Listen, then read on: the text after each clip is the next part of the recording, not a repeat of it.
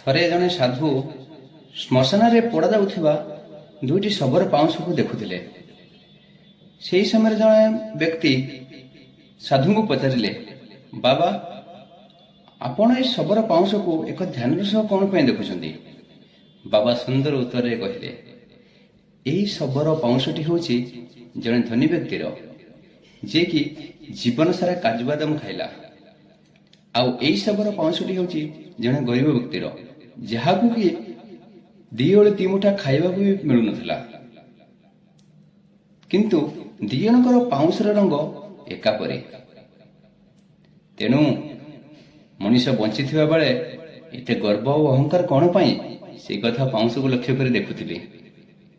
ତ ବନ୍ଧୁ, ଆମେ ବଞ୍ଚିଥିଲା ବେଳେ ସବୁବେଳେ ଭଲ କର୍ମ କରିବା ପାଇଁ ଚେଷ୍ଟା କରିବା, କାହାରି ମନରେ କଷ୍ଟ ଦେବାନି, ସମସ୍ତଙ୍କୁ ସ୍ନେହ ଦେବା, ଭଲ ପାଇବା ଦେବା।